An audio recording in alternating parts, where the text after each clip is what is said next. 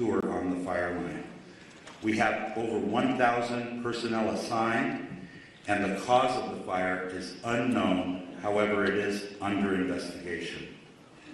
For the Eaton fire, it is located in both the Angeles National Forest, the Altadena area of LA County, and Pasadena. LA County is in unified command with both the Angeles National Forest and the Pasadena Fire Department. We have over 2,000 acres burning at this time, and the fire continues to grow with 0% containment. We have over 500 personnel assigned, and unfortunately, we have 2 reported fatalities to civilians. Unknown cause at this time, and we do have a number of significant injuries. We have over 100 structures destroyed, and the cause of the fire is unknown and under investigation. I will ask that LA City Fire Chief Kristen Crowley update you on the Hearst fire after I am finished with my remarks. The LA County Fire Department operational area consists of 29 separate fire departments in LA County, and all of those fire departments are at drawdown with no fire apparatus or additional personnel to spare. As the Region 1 coordinator, I have requested mutual aid from the 5 counties of Orange, Los Angeles, Ventura, Santa Barbara, and San Luis Obispo counties. Additionally, last night, I contacted the State Office of Emergency Services and requested 50 engine strike teams. 50 engine strike teams is composed of 250 fire engines and over 1,000 personnel. We have also requested resources from out of state, as well as Northern California. Thank you to the first responders from Nevada, Oregon, and Washington State that are already on the road coming to LA County to assist.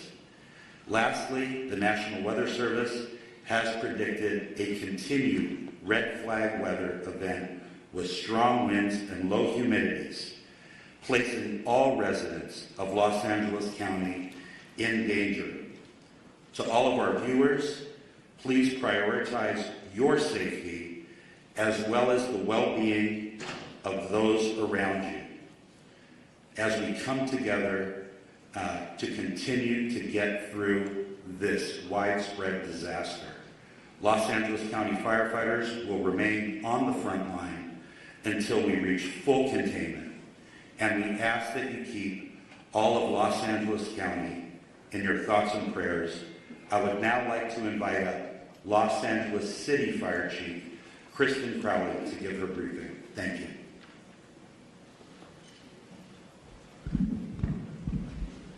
Good morning, everyone. My name is Kristen Crowley, Los Angeles City Fire Department Fire Chief. I'd like to start with just a moment, if we could, of gratitude.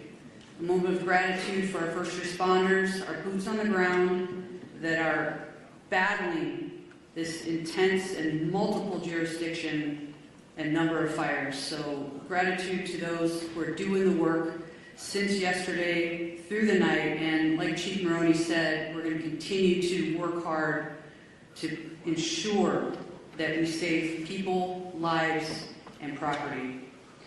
With that, I'll be touching on a couple major points. With the Pacific Palisades fire, we know that it continues to demand a significant amount of resources and attention. A second major brush fire, now referred to as the Hearst fire, has erupted in the Sylmar area of Los Angeles. Now together these fires are stretching the capacity of emergency services to their maximum limits.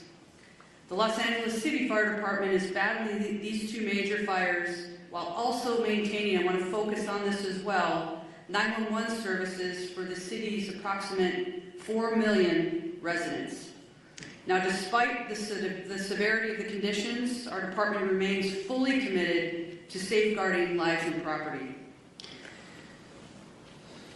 Next, I want to focus on what we've done over the last 24 hours. And with that, even within the city of Los Angeles, with these two major brush fires, our department has responded to 3,624 911 calls for service. And to put that in perspective, our average is just under 1,500 calls in a 24-hour period. Over the last 24 hours, we've also responded to an additional 32 structure fires within the city. We've treated and transported an extensive number of medical emergencies, well extending our normal 650 transports to local hospitals. When it comes to the Pacific Palisades fire, as Chief Maroney had said, this is over 3,000 acres at this point and continues to grow.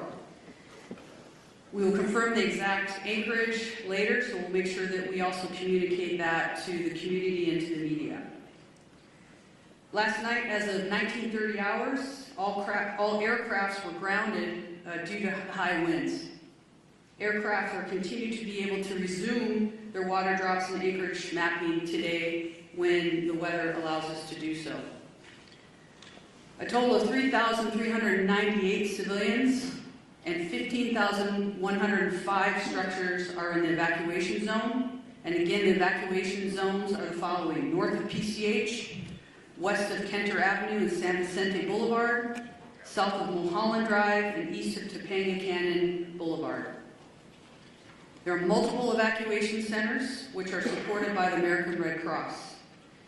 Injuries. Of course, there's a lot of interest in injuries. We have several firefighters and civilian injuries that have been reported, and all patients have been treated and transported to the local hospitals. Damage assessments. Chief Maroney did speak about a specific number. We are still vetting that through on the city side, so more information to come, and we will message that as soon as we can validate that. Approximately 400 LAPD firefighters have been deployed to the Palisades fire. We have many hundreds of law enforcement officers, our partner agency responders, and public works members engaged in supporting our overall operations. We are going to be transitioning to CAL FIRE this morning to manage this incident at 0800 hours. Next, I'd like to talk briefly about our Hearst fire, which is located in Sylmar. Last night at approximately 10:10 p.m., the fire erupted in the Sylmar area of Los Angeles, adjacent to the Los Angeles National Forest. The fire has rapidly expanded to over 500 acres, prompting the emergency evacuation of more than 3,000 residents. This fire is burning within the footprint of the historic Saddle Ridge fire. Now, despite the extreme winds and significant risks, and that's what we're going to be talking about from today and probably throughout the next few days, there's always that significant risk of life and property, and we'll continue to focus on saving lives and protecting property. The exact acreage at this point will be confirmed later, and we'll make sure that we communicate that to you as well. Lastly, we want to make sure that everybody understands we are absolutely not out of danger yet. With the strong winds that continue to push through the city and the county today, I will tell you, and we are all committed to our first responders, our firefighters will remain focused on protecting lives and property. The LAFD is extremely proud to stand with all of the entities behind me. Our top priority will continue to be life safety, ensuring that safe evacuation and the rescues of our residents that are in harm's way. It will continue to be our primary focus in this wind-driven fire event as it continues. Thank you for your cooperation, your support, and your diligence. And today, we will continue to stand with our partners to protect everyone. Next up, I would like to introduce Sheriff Luna. Thank you. Oh, sorry. Next up. Oh, we moved it. Okay. Yes, we're just moving around and having LA Unified Superintendent Alberto Carvalho. Thank you very much. Good morning, everyone. Thank you, Chair Barger, county and city leadership, in addition to the leadership of our first responders in our great community for the very, very important work you continue to do to protect our community, protect the assets, and first and foremost, the health and well-being and lives of members of our community. Los Angeles Unified is the second largest school district in the nation, representing the interests of 540,000 students and 75,000 committed employees. We make decisions regarding closure of schools in a very methodical and science-driven manner. So after a great deal of consultation overnight with experts looking at the data, and particularly in the eastern part of our school system, I will define what those boundaries are. School communities, beginning with leadership, workforce, and families have been informed about these areas, and within the boundaries of the area that I will define are closed. This accounts for about 10% of our total schools in our district, about 100 schools out of 1,000 schools. The areas that I'm speaking about are schools located north of Manchester Boulevard, Firestone Boulevard, east of 10th Avenue, west of I-710, and south of Highway 134. Any school within that area, and that accounts again for the eastern part of our district, where the air quality met or exceeded levels that are not appropriate for employees or students to be around, are effectively shut down. We will be making decisions about what will happen in those schools going into tomorrow by 4 p.m. today based on the evolution conditions. In fact, since we made the decision to shut down those schools, air quality conditions have improved significantly despite the fact that they worsened significantly overnight. As of last night, we had to shut down 5 schools as a result of mandatory evacuation conditions. Those were Kinter Canyon Elementary School, Canyon Elementary School, Marquez Elementary School, Palisades Charter Elementary School, Revere Middle School, and Topanga Elementary School, in addition to Palisades High Charter High School. We have reports that Palisades High sustained significant damage as a result of the fire. We are working with state and federal entities to quickly access resources to address the issues facing this community. I want to very briefly address our workforce. We know today is not going to be a perfect day. A number of schools are shut down. However, localized conditions may make it difficult for our workforce or parents and students to access schools. Air quality conditions may vary and in fact may not necessarily be appropriate beyond the area where we close schools.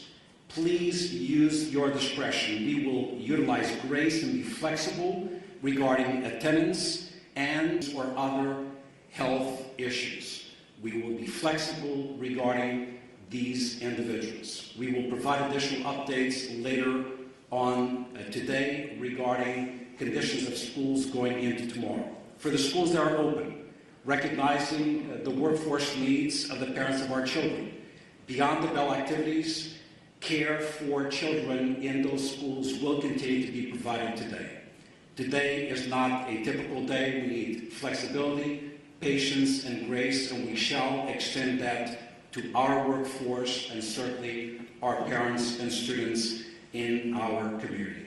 Once again, our hearts go out to those who have been impacted, and our eternal gratitude to the first responders of our community for the fantastic, difficult work they've done over the past 24 hours. Thank you very much.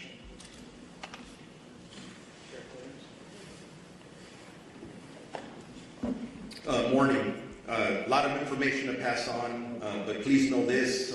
This is a very difficult and challenging situation, but we're surrounded here by people who really care, and we're going to get through this together. That means with all of you as partners in our community. Our top priority continues to be the safety and well-being of our impacted residents, first responders, and all of the individuals involved. But understand that this is a very fluid situation, specifically in the Altadena area, and a lot of our personnel, our deputy personnel, are involved in life-saving measures as we speak now. We are working very closely with local, state, and federal agencies to provide necessary resources and support. We have been in constant communication with both our fire and law enforcement partners across LA County and beyond to ensure that all available resources that are needed are being deployed strategically and effectively, but we are prioritizing life over everything else. There are over several hundred sheriff department personnel working around the clock to evacuate residents in danger, assist with road closures, and respond to multiple missions that are given to us, and they do change periodically depending on that life mission. To ensure that everyone is going to be safe or safe as possible, additional personnel will likely be assigned to this fire as this continues to go, and you heard from our fire partners that there is no containment here. I do want to split it up into two. I want to start talking about the Eaton fire first. Currently, there are evacuation orders in Pasadena, Altadena, and Sierra Madre. Evacuation orders, there are approximately 32,500 residents under evacuation orders and approximately 13,186 structures that we deem at risk, and that could grow. Evacuation warnings, approximately 38,600 residents are under evacuation warnings and approximately 14,342 structures are at risk. At 4 a.m. this morning, the evacuation orders did expand to parts of the city of Duarte, Monrovia, and La Cañada. And again, we continue to assess that. That's evolving. That's going to change. So I encourage you to consistently pay attention to all sources of information so you're ready to go when you are given that order, if that does come. As information is changing, even as I was driving up here, even as I'm walking up to this podium, I'm getting messages about several of our employees who have lost their homes in the last several hours. I don't know how many, because we are still gathering that information, but we all live here in Los Angeles County, so we are impacted, so we're going to make sure that within our department, we're wrapping our arms around our employees just like we do with community members. Again, as I was coming up here, I did find out that we did have 2 fatalities in this area. I don't have any specifics. There is a lot of damage out there. We're still in the process of doing these assessments, trying to still save lives. So this information is going to change. The Altadena Sheriff Station itself was evacuated, and it was at least limited on fire. There was some fire at the Altadena station, but we did have to clear out all of our employees out of there.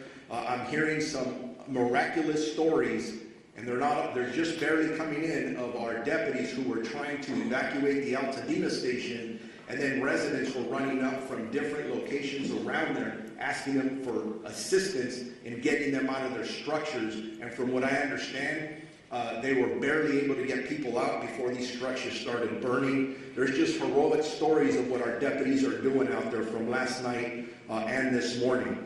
I want to make sure people know deputies are working to assist residents who are evacuating and continuing to make evacuation notices as we're speaking. They are securing areas that are evacuated, and it's always sad when I have to say this, but part of our responsibility is to make sure that no one loots or steals from our residents, our community members who are already being impacted. And I'm sad to report we made 2 arrests this morning for looting already. So if you are thinking about coming into any of these areas to steal from our residents, I'm going to tell you something. You're going to be caught, you're going to be arrested, and you're going to be prosecuted. Don't do that. Stay out of these areas. It's only for emergency workers and people who live there. We are, at this point, unable to clearly determine the extent of damage at this point because the conditions are rapidly evolving and the destruction needs to be assessed as the daylight hours have come forward. I do know that I've lost at least 1 sheriff's black and white to a fire. Thank God that the deputy is okay. But deputies continue to be on patrol throughout the road closure areas to ensure evacuation areas remain closed to the public. All schools in the Pasadena Unified School District are closed. There is a road closure at Altadena Drive from Allen to New York Drive. For those in need of shelter, please head to the Pasadena Convention Center, located at 300 East Green Street in the city of Pasadena. And we're working with them in unified command and in partnership as well. For animals, there are established shelters at 1 Rose Bowl Drive in Pasadena, Small Animal Shelter, Pasadena Humane Society at 361 South Raymond Avenue in Pasadena. I'm going to switch gears now to the Palisades fire that we've been heavily involved in with our partners, again, with LAPD and LA City Fire and everyone else that's up there working. As of this morning, the fire was still burning in that area, and that's impacting our residents. Evacuations are in effect, continuously in effect for the city of Calabasas, the city of Malibu, Los Angeles City, Pacific Palisades, and unincorporated area of Los Angeles County and Topanga Canyon. Evacuation orders are approximately 37,000 residents under evacuation orders and approximately 15,000 structures at risk. Again, that's specifically for the Palisades fire. Evacuation warnings, approximately 20,000 residents are under evacuation warnings, and approximately 6,500 structures are at risk. There have been minor injuries, and our partners at the fire department have talked about those, and several unfortunate structures that have been lost, and we're still assessing those. Bear with me, I'm almost there. There's a lot of information, very important information. There are several road closures which can change rapidly. The 10 freeway at Lincoln Boulevard, southbound PCH at Las Flores Canyon, southbound PCH at Topanga Canyon, Coastline Drive at southbound PCH, westbound PCH to Entrada to eastbound closed from PCH and Malibu Canyon. We have established shelters up for that fire in the following locations: Westwood Recreation Center, which is at 1350 South Sepulveda Boulevard in Los Angeles, Pasadena Convention Center, which I already mentioned, we can go there, 300 East Green Street in the city of Pasadena, and El Camino Real Charter High School, 5440 Valley Circle Boulevard in Woodland Hills. Animal shelters, large animals, LA Equestrian Center at 480 West Riverside in Burbank, large animal shelter, Pierce College, 6201 Winnetka Avenue in Woodland Hills, large animal shelter, Rose Bowl Stadium in Pasadena, small animal shelter, Agora Animal Center, and small animal shelter, Pasadena Humane Society as well. We've got to take care of our pets. As I wrap up, a reminder, and you've heard it from several of us, you need to be prepared. If you are in a warning area, make sure you have your essentials, your important paperwork, your medications, things that you can take, your phone charger, to survive for at least a week. But if you are told to evacuate and given an order, there is nothing worth your life. Please listen to the police and fire officials that are out there and be prepared to evacuate. If you have more questions or there's about evacuations, evacuation centers, or road closures, go to lacounty.gov/emergency. Introduce my partner, of the Chief of the Los Angeles Police Department, Jim McDonald. Thank you very much. And as you look at the group assembled behind me this morning, each of those and everybody we represent who's out in the field all have families. Many are impacted directly by the fire, but they leave those families to come and try and be able to help everybody else who's out there. So I owe a debt of gratitude to everybody who is putting it all on the line for everyone else. This is a tragic time in our history here in Los Angeles, but a time where we're really tested and see who we really are. And it's critical that at these times we be patient, that we come together, that we focus on saving lives and to be able to do the very best job we can, so when we look back on this, we know that we did what we could for others. I look at the people who were out there on the line last night. The winds were like something that I had never seen before. Firefighters, police officers, deputies, they're out there sheltering in their vehicles, their trucks and their cars, so that they don't end up getting burned from the fire that was being driven by 75+ mile-an-hour winds. They were there until they could get out of the car and go back to doing their work. As you can imagine, a very difficult circumstance to deal with. These are, as I mentioned, unprecedented conditions, but also unpredictable. as the fire continues to spread and pop up in different locations, none of us know where the next one is going to be. So I would ask you to be vigilant, to look at your neighborhood, to talk to your neighbors, to have everybody on board, so that if they see something start up, that we get on it very quickly. We get fire resources out there as soon as we possibly can, because with these winds, once it starts small, it'll be very big very quickly. And so I would ask for everybody's help, cooperation, and vigilance in that role. As you've heard before about evacuation, that makes the difference between living and not.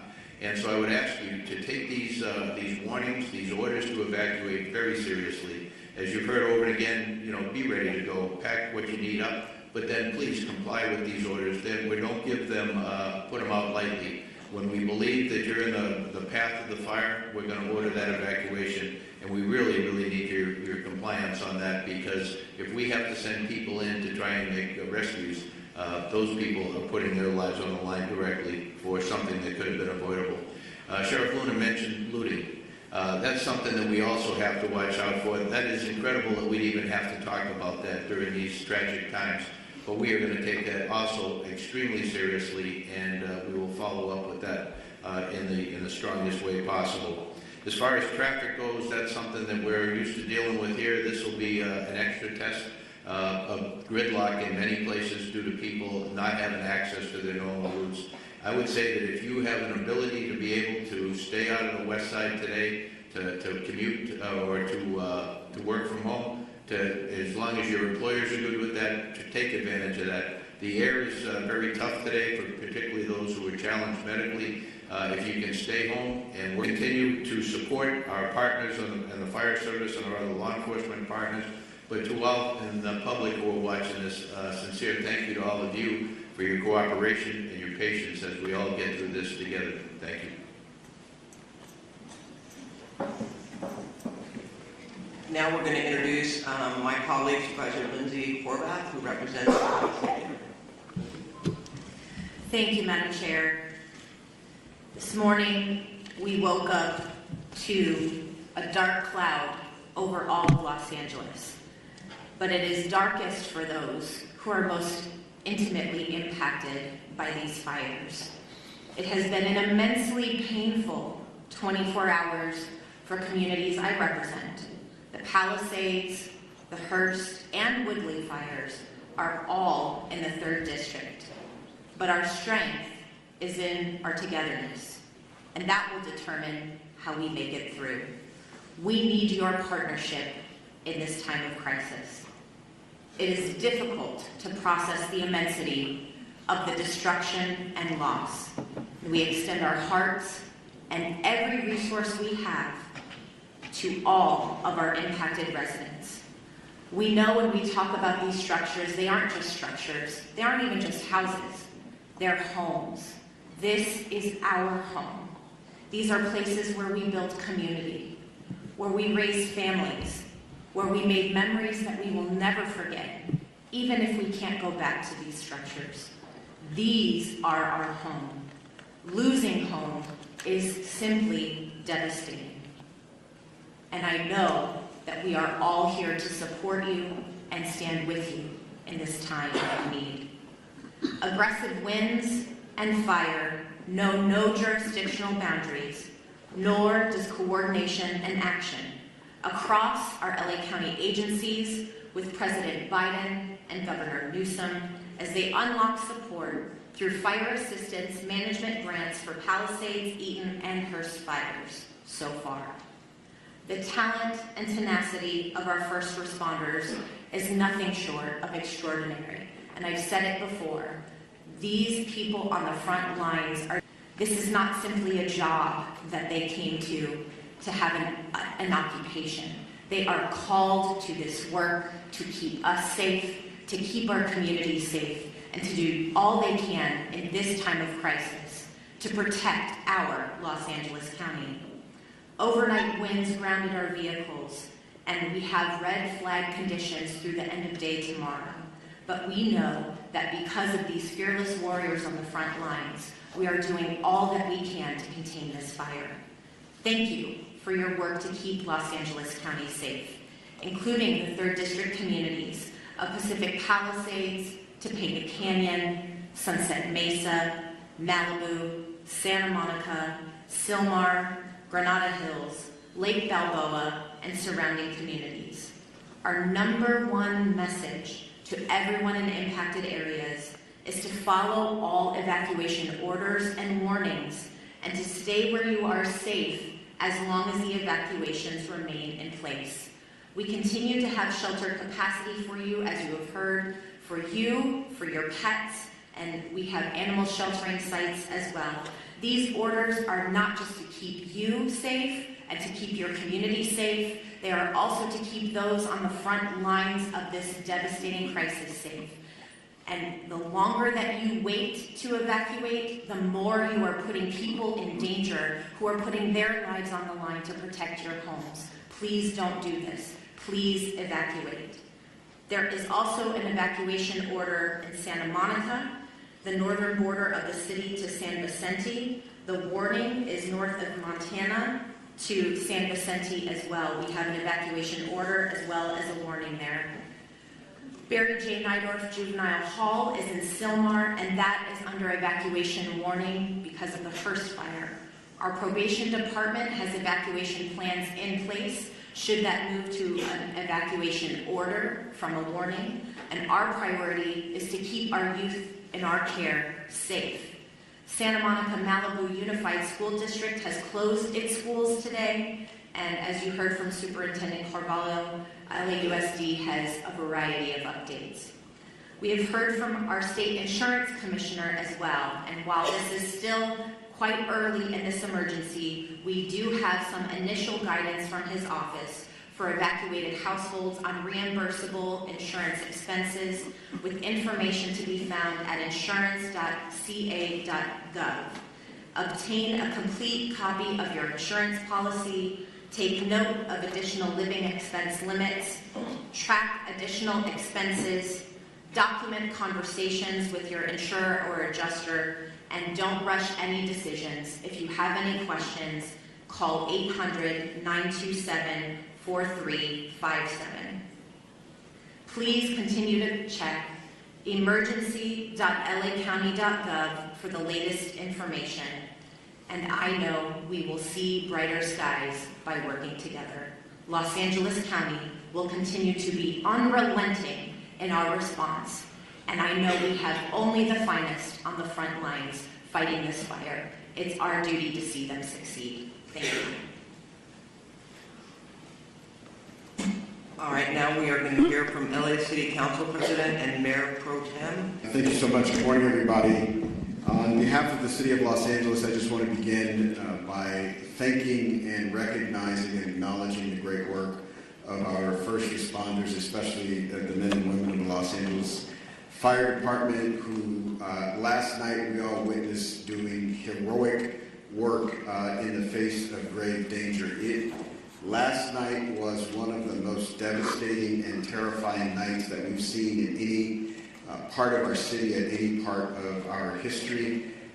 Fire literally jumping roads, taking out structures, and our public safety professionals created an environment where injuries were kept to a minimum, fatalities were kept to a minimum, and we wake up this morning with a renewed spirit that we can defeat this fire and move on to a brighter day. I want to also acknowledge the two members of the council that are with us today that represent the areas of the fire. Councilwoman Tracy Park of the 11th District, who's I think probably has about 90 minutes sleep by my count, because every time I looked on the television, you were there knocking on doors in neighborhoods, in community centers, at the shelters, making sure the community was okay. And then an absolute professional, someone who, since I've been on the council with her, has had to fight a fire almost every year. And so is a pro from the San Fernando Valley, the council member from the 7th District, Monica Rodriguez. And again, all the men and women, the firefighters are in the front, but our DWP workers are out there making sure we don't have additional fires from power lines, and countless folks, DOT making sure the flow of traffic stays so that folks who want to evacuate can do so. are out there as well. So there's literally thousands and thousands of people working together to make this work. I want to announce a few more closures to add to the school closures that we heard and the closures that the sheriff and the supervisor read to us. Griffith Park closed today, including Lake Hollywood. Runyon Canyon closed today. The Los Angeles Zoo closed today. The Hollywood Reservoir closed today. The Hollywood Sign closed today, as well as all the roads through the Sepulveda Basin in the San Fernando Valley. So nobody should be going those places today anyway. I will amend what Chief here on the west side or in the valley. Anywhere in this city, if you can stay off the roads, please do so. I live in South LA, a long way away from the fires. Visibility is less than 1 block. Because of this, a good reason for you to be on the roads.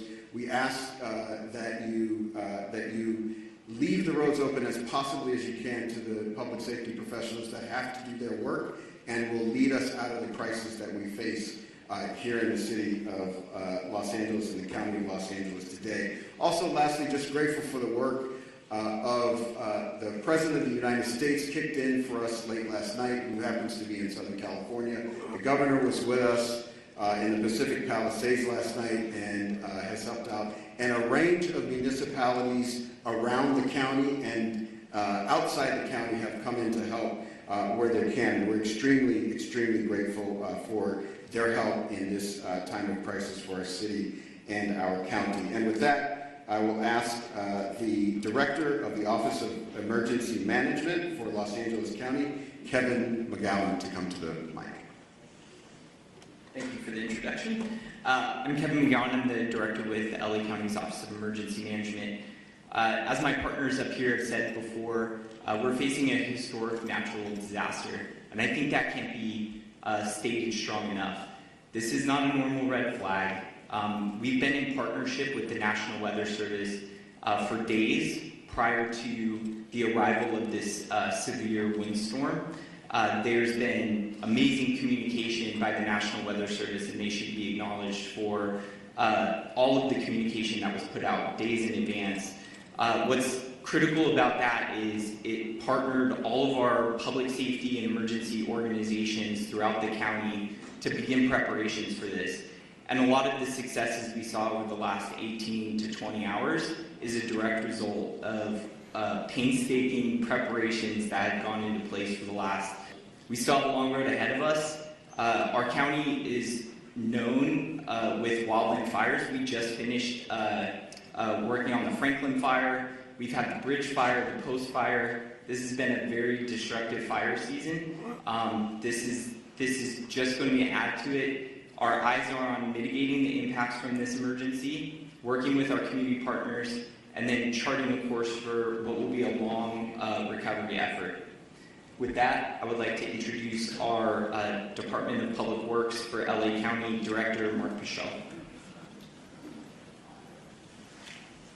Good morning, thank you, Kevin. My name is Mark Pichel. I'm the Director of Public Works for Los Angeles County, the largest public works department in the United States.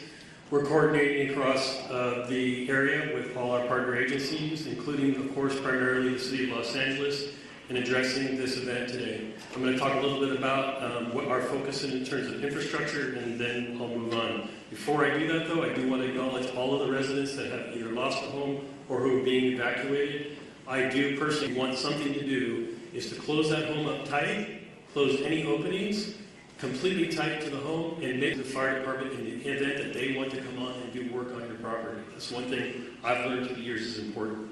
So right now, LA County Public Works is focused on water supply, the road safety and transportation system, and preparing our flood control system for the inevitable post-event, which may be flows of debris and mud. With respect to water resources, there's been quite a bit of talk in the media about the water system that we're using for suppression. So let me make the following statement. There have been quite a bit of comments over social media about the local water supply and its impact on firefighting efforts. There is collaboration across this region. Over 200 water retailers serve the region. LA County serves the area in the Eaton Fire area. LA City serves the area, the Palisades area. We also serve the Palisades area in the north area, unincorporated area, water supply through the hydrant system. The municipal water systems that service our homes and businesses continue to work effectively. However, they are not designed to fight wildfires. A firefight with multiple fire hydrants drawing water from the system for several hours is unsustainable. This is a known fact. That's why air support is so critical to the firefight, and unfortunately, wind and air visibility have prevented that support. County and city water reservoirs, open reservoirs, are available and on standby once that support, as well as helicopter draw of water from our system. We also need customers to understand that it is really quite futile to attempt to fight fire with your hose at your house. That's not something I would recommend you do, but in fact I would ask that you turn off your water and turn off your gas, both things before you leave the residence, so that we can continue to have that water supply for the hydrant system. The transportation system is operating with many, many closures. Those closures are meant for evacuation as well as fire suppression efforts. So we're asking residents not to abandon vehicles in streets, to not park vehicles in streets, but to leave those vehicles on your property. And we ask that you drive very carefully, because we also have the other event of wind right now. And we have numerous signals out across the area. So we need people to drive very consciously in the street system. And then the third piece in the road system and in our homes is the wind is causing massive tree fall. We have numerous, over hundreds and hundreds of trees that have fallen in the area already, and expect more of that to occur. This is a safety hazard for you and your children. So we're asking that you avoid walking outside, avoid being under trees, avoid parking cars under trees, all the things that you can imagine that a tree can do. A tree can be just as devastating to a home and to your personal self as a fire. So please be aware that the wind event is going to continue, and the infrastructure is in place to do with that. We are currently preparing to remove that. We are removing trees as they fall, where it's safe to do so. A removal system put together that the county is coordinating, but we would be removing and working with the cities to remove the mass debris that's going to occur, not only from the structures that have been damaged, but all of these trees that are down. So please, one of the things is make way for our utility workers who are in support of the very, very, very brave firemen and sheriff and police force that are out doing their job. We are in full support of them. So lastly, on the flood control system, this is just a quick note that yes, in fact, we will have a lot of debris. The flood control system has been impacted, that covers the entire region, by the fire. In fact, many of our facilities have been burned. One in Eaton area, Eaton Yard, where there is a debris dam there, and its facilities are currently threatened. We're looking at that and going to raise up those systems. As we enter into post-fire, our department will be available to another event that may occur in LA County. With that, I'm happy to turn over the microphone to my partner from the Department of Water and Power, the General Manager, Janice Quiñones. Thank you, Mark. I am Janice Quiñones, CEO and Chief Engineer for LADWP. I want to start by thanking everybody on this response. I've been in emergency management my whole career, and the collaboration I've seen in this response has been incredible. Especially our first responders, our crews. I want to thank our crews that have been working on high winds, trying to restore power as fast as possible. And also county, city council, mayor's office. The mayor has been in contact with me all the time. And also other utilities in California have been proactively reaching out to us to help us with the restoration. So we're in the process of contacting them to ask for more support. I want to continue the thought process that Mark had about water supply in Palisades. We had a tremendous demand on our system in the Palisades. We pushed the system to the extreme.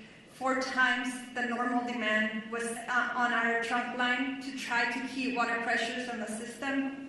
If there's a message to take away from me today, is I need our customers to really conserve water, not just in the Palisade area, but the whole system, because the fire department needs the water to fight the fires, and we're fighting a wildfire with urban water systems, and that is really challenging. What happened in Palisades? We have 3 large water tanks, about 1 million gallons each. We ran out of water in the first tank about 4:45 p.m. yesterday. We ran out of water in the second tank about 8:30 p.m. and the third tank about 3 a.m. this morning. Those tanks help with the pressure on the fire hydrants and the hills and palisades. And because we were pushing so much water in our trunk line, and so much water was being used before it can get to the tanks, we were not able to fill the tanks fast enough. So the consumption of water was faster than we can provide water in our trunk line. So I want to make sure that you understand there's water on the trunk line. It just cannot get up the hill because we cannot fill the tanks fast enough. And we cannot lower the amount of water that we provide to the fire department in order to supply the tanks because we're balancing firefighting with water. So we have our operations people on the water side at the command post with the fire department, helping them with tactics to ensure that we can provide as much water as we can find to our first responders. What are we doing now? We're sending about 20 water tanks for our construction crews full of water to support the fire department. We identify other areas in our system where our tankers can refill. It takes about 30 minutes to refill about 4,000 gallons of water, and we're constantly moving that water to the fire department. To get 0272, because we're pushing the water system so hard, our water quality is decreasing. So we're going to be issuing a boil water notice this morning, and that will extend for about 48 hours. The water quality is low. We have a lot of ash in the system. And so please, if you're going to be drinking water, you need to boil the water. Those boiled waters will continue to increase as the system starts restoring. We're also managing a power outage restoration. Our water emergency has been the #1 primary issue. But the power issues are continuing to increase. The winds picked up at around 11 p.m. last night, and that's when we saw the majority of our outages coming in. As of 7 a.m. today, we have 135,000 customers out of power. We have restored about 78,000 customers since the start of the outage. 32 customers have been out of power for more than 10 hours, and 7 for over 18 hours. If you are out of power, I urge you to call us, call 911, let us know so that we can get to you as fast as safely as possible. We are on a severe emergency activation at the EOC for both water and power. It's taking us 24 to 48 hours to get to all of the outage. That's why we're going to start increasing our mutual aid request to get more crews on here to reduce that restoration time. But we cannot do that until it's safe for our crews. And I'm happy to report we have had no safety incidents for either the water and the power crews, which we need all the crews safely operating in our system. 40% of our outages were due to us having to de-energize the circuits for public safety. And we cannot energize them until it's safe to do so, and we have put eyes on our system. 20% is because of wire downs, and 6.5% is because our system has protected itself from further outages, and so we have to patrol every night before we come back online. With that, I just want to thank everybody, and Madam Chair. Thank you so much. We want to transition. We're 5 minutes over. We do want to give a little bit of time for question and answer with the press. I'm going to call on you. Please identify yourself, your name, and which media outlet you're with. I see a hand up here. We'll go with you first. Good morning. Yes, Coffee Castro from BDA Class 11. Chair Barker, wanted to ask because this press conference called One Voice is bringing together some of our city leaders, our county leaders here together for this incredible tragedy, this crisis that we're experiencing right now. And a lot of our viewers are asking, how can other Angelinos help? Because people want to volunteer, people want to help. What's the best way that other folks out there that want to help, what can they do? Well, first of all, thank you for that question, because I think this does speak volumes to the fact that it's not just at the local level, it's at the state and federal level as well, and it is one voice. We're seeing these fires taking place countywide, which is stretching our resources. But to the public, I mentioned All Saints in Pasadena that's opened up its church to people that are evacuating, people that are not only part of their parish, but also people that are seeking refuge. I would encourage, and we will work with our office to put together a list of what you can do to help. I know at Pasadena Convention Center, they're looking for resources, food, and blankets. Red Cross is putting that together, but we can always use more. So this is the time for us all to come together. I mean, we're trying to wrap our heads around just getting this fire under control. But make no mistake, we will put something together so that people can offer their support. You are seeing the goodness, and I know Supervisor Horvath mentioned it, with all these horrific stories you hear, you also hear stories of people that are doing amazing things to help their neighbors and their community. Thank you for that. Now go ahead in the green shirt.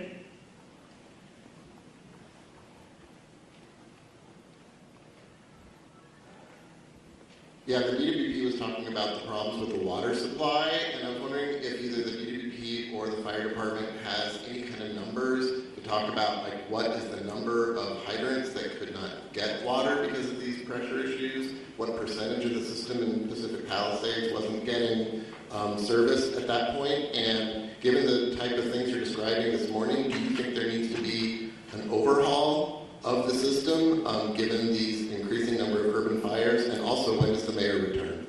And name and media outlet, please. David Zanizer with the Los Angeles Times.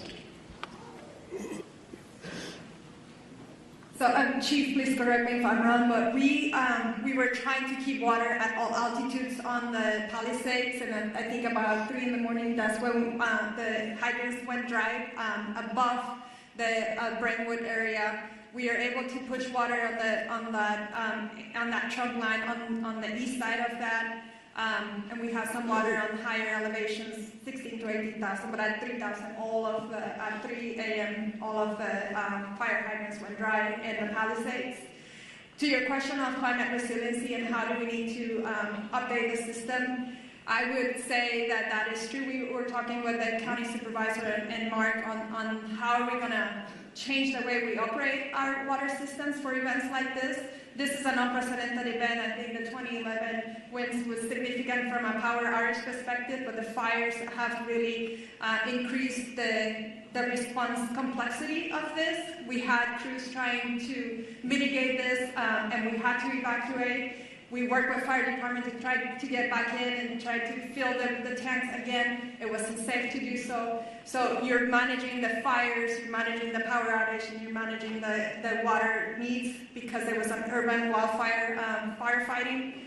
So yes, we have to look at our system from a climate resiliency as a region. And it's going to be more than just DWP. It's all the water agencies here, including the county. Thank you. Over here in the burgundy with a mask. Name and media outlet, please. And the mayor question. Real quick, I can speak on the operational side of the hydrants. We don't have a specific number of the hydrants. We do know that it came in phases.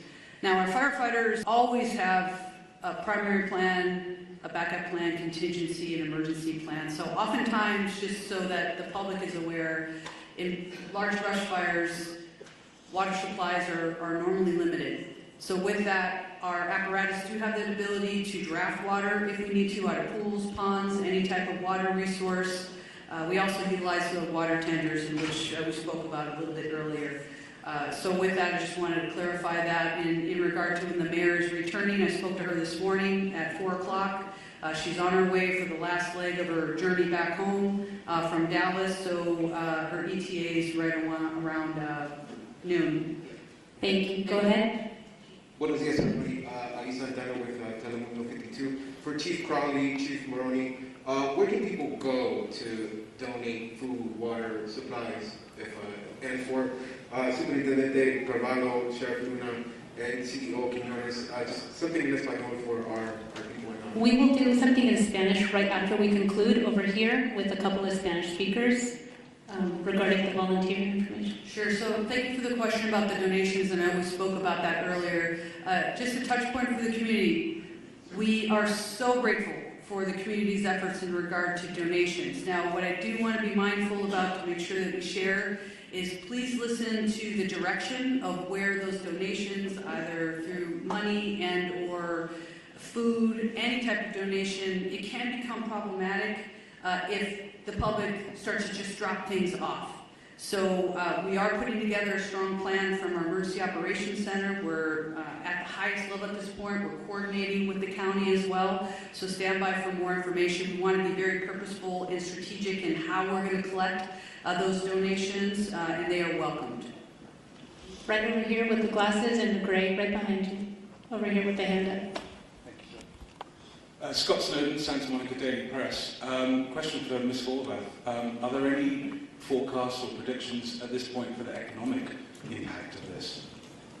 There are no early numbers of the economic impact, but we are already exploring how we can do, for example, a business interruption fund, as we have done in other states of emergency. We know that there are many businesses that have also been impacted in addition to the people who are experiencing difficulty in their homes. So we are looking at what resources the county has available to support on all fronts. But thank you for the question. Lastly, do you think this will affect insurance companies and their approach to house owners going forward? I believe it already has, and the conversation is ongoing. As I shared earlier from the insurance commissioner, I know this is an ongoing conversation in his office, and he has provided that information and welcoming phone calls from folks who do have questions about insurance impacts as a result of these fires. I do know that yesterday, through the help of our chair, the county declared a state of emergency, as did the governor, and I know that there are other states of emergency that will be declared in order to make sure that all residents are able to readily access everything that they need to in response to these. Thank you. We need to move on. Right here in the front, young woman with the hand up. Hi, Grace Toohey with the Los Angeles Times. I was hoping one of the fire chiefs could talk a little bit about long-range spotting and how far we actually saw embers jumping from one fire to other spot fires. And then additionally, we heard repeatedly fire crews requesting help, backup, and not having enough crews. Were you guys prepared enough for this? Do we have enough resources to fight these fires? Thank you. Thank you for the question. So I'll start at the end and work back. No, LA County and all 29 fire departments in our county are not prepared for this type of widespread disaster. There are not enough firefighters in LA County to address 4 separate fires of this magnitude. We were prepared. We did get state pre-position resources that came from Northern California that were up in the Santa Clarita Valley. We did hire additional firefighters from the LA County Fire Department and pre-positioned them in the Santa Monica Mountains. The LA County Fire Department was prepared for 1 or 2 major brush fires, but not 4, especially given these sustained winds and low humidities.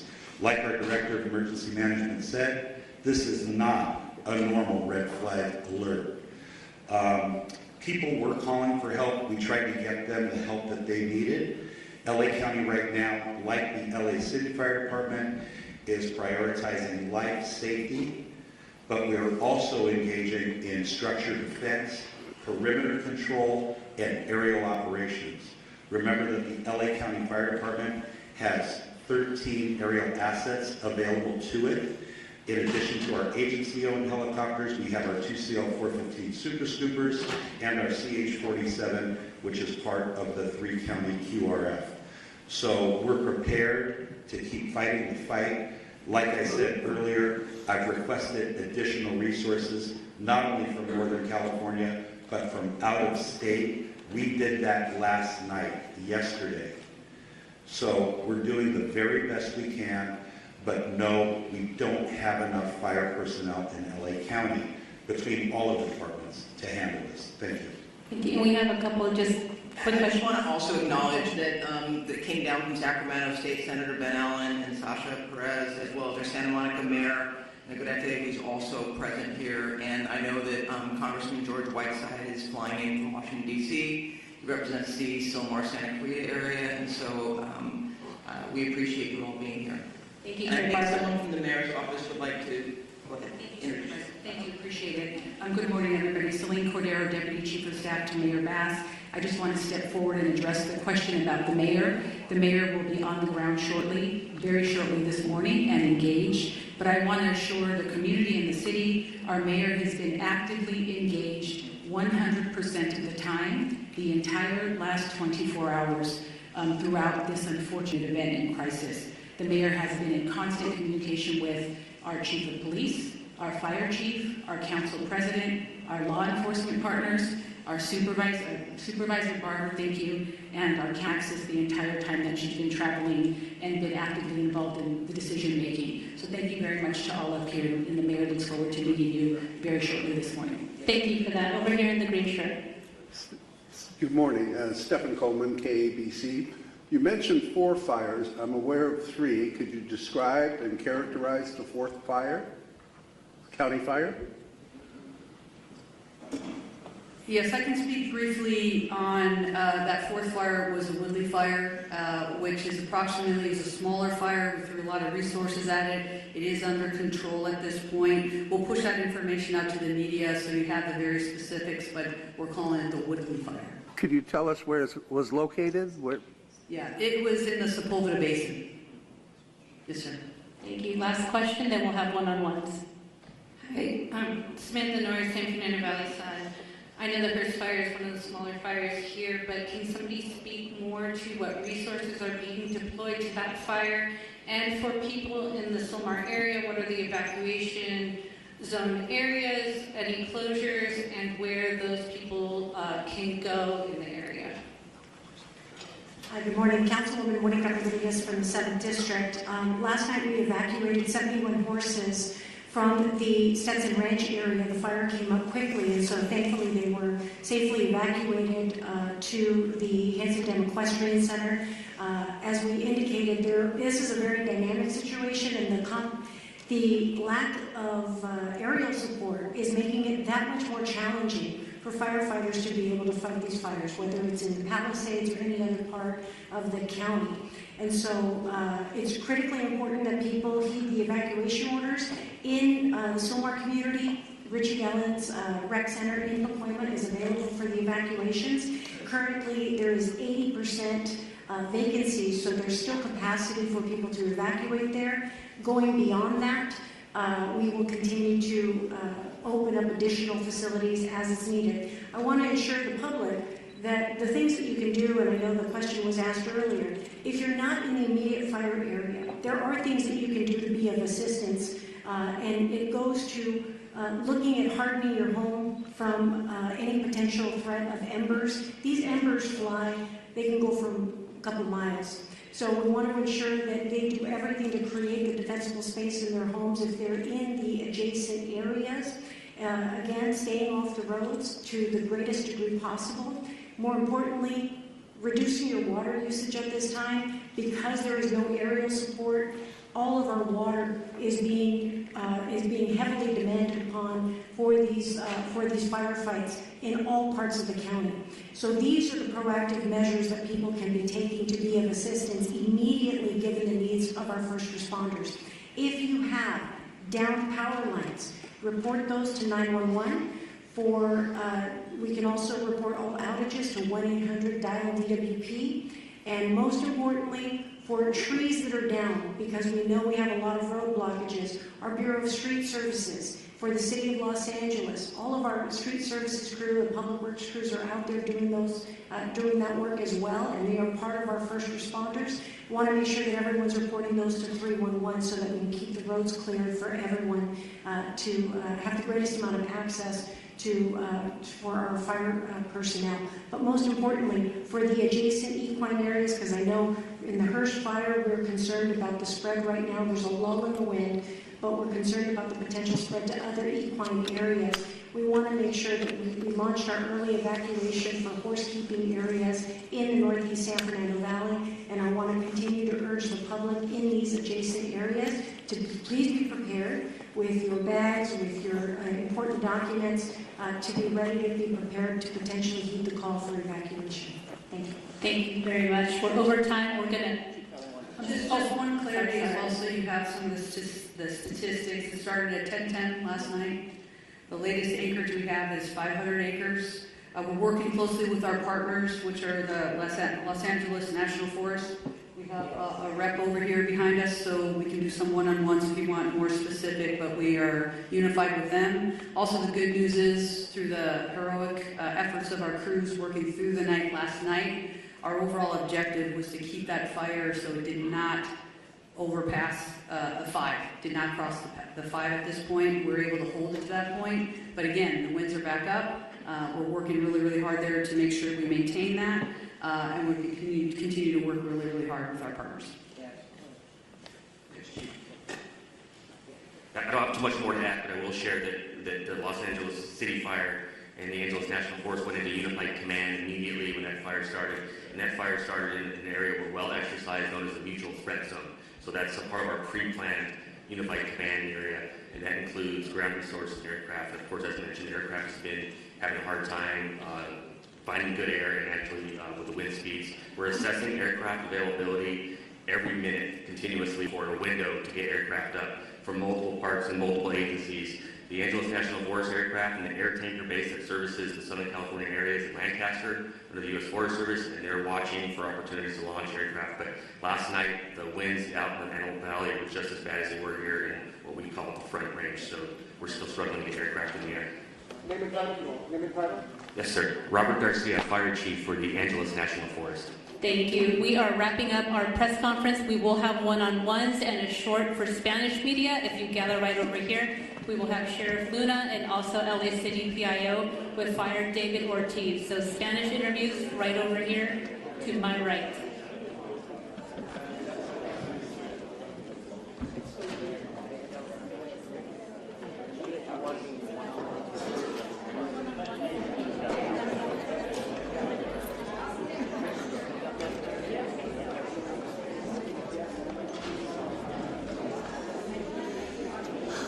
Spanish, any Spanish media?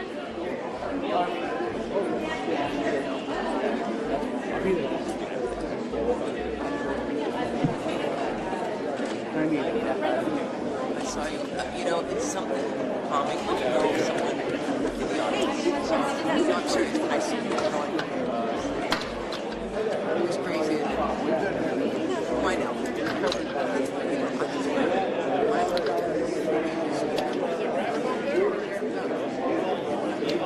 No, it's wrapped, yeah. I can spare one if you need it.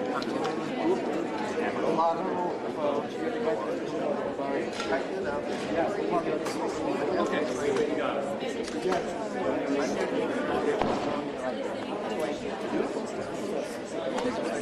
Seriously, always a pleasure.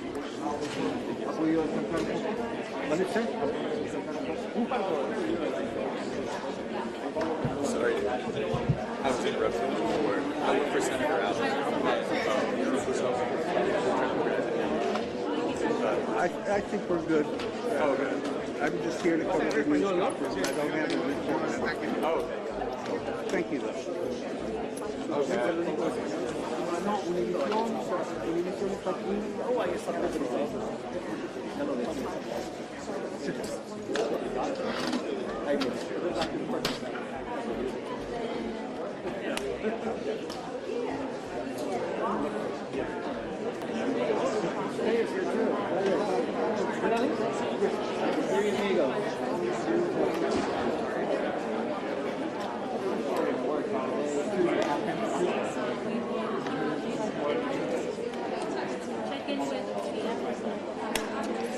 Councilmember Park, you want to get any bites? Oh, you're okay. That's right. You want to get? No, but that was pretty funny yesterday when we had her on the air live. Oh yeah. And then the fire hit on the building. Went up there. All I could hear her say is, "If we tell you to get out, get out." She was up for you. Yeah. Worked out very well.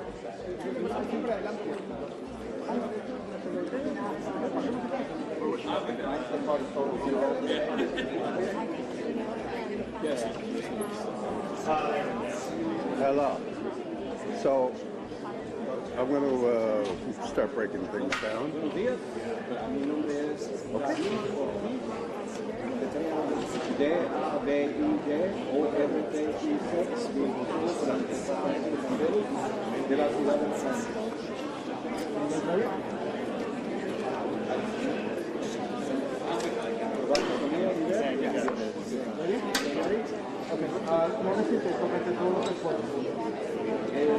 Hemos tenido una noche bastante ocupada, las ráfagas de viento descontaban a... No, but I love you. That was very thorough. I didn't know anything about it. 3 Yeah, it's such an unprecedented strain on the system. Yeah. So, well, I'm glad she answered your questions. I'm very interested in everything that she said. Good to see you. Great to see you. When are you going to retire? You've been doing this too long. I know. In March it'll be 43.